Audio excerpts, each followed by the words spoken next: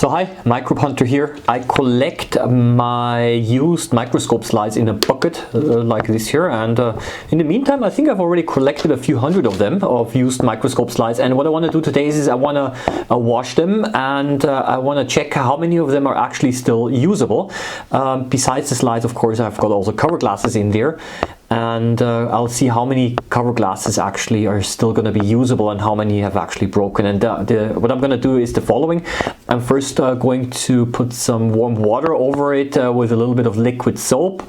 This should kind of release the cover glasses from the microscope slide, because often they're stuck together.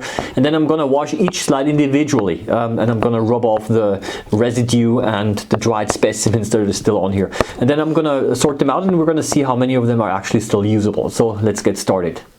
Well, there are essentially three things that you have to worry about, or rather take care of, when you clean your slides. The first thing, of course, you don't want to hurt yourself. That's kind of obvious, especially the cover glasses are quite fragile and break easily.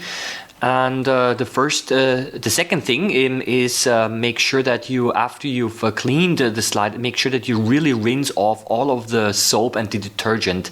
Water organisms don't like even the smallest amount. The detergent is actually able to break and dissolve the cell membrane of the organism, so really make sure that you really rinse it very well.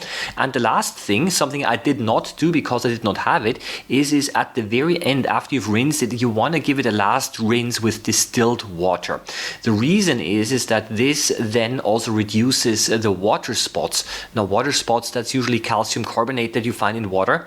And well, by the way, this is the remaining water. This is how dirty it is. Yeah, I was back to the calcium carbonate. The calcium carbonate, that these are minerals that can be found in water, and when the water evaporates, then there are these water spots, and you try to avoid those by rinsing the slides at the very end again in distilled water. Yeah, essentially I did not do that. So what I had to do it the difficult way and the time-consuming way by drying the slides on some tissue paper.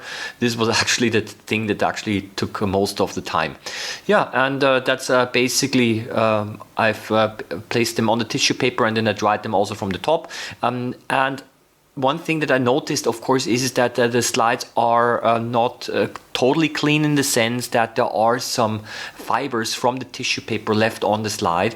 That is okay, I think, because what I do is just before I use them, I clean the slides anyway. I dry wipe them anyway. 77 slides, 54 cover glasses, around 10 broken cover glasses are here, and there were around 6 slides where I could not get the cover glass off, also because I used mounting medium, or because it was simply so solidly connected to the slide that it's simply not worth removing the cover glass. Yeah, it goes back into my little plastic container, and I've saved myself a few euros or dollars in buying new slides and cover glasses.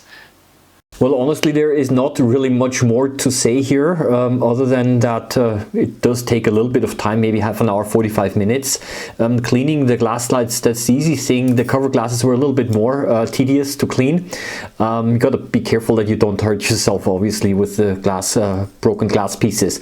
Yeah, but generally what I would say is that if you do not have any infectious material like blood or things like this, then I would say that's fine if you clean them.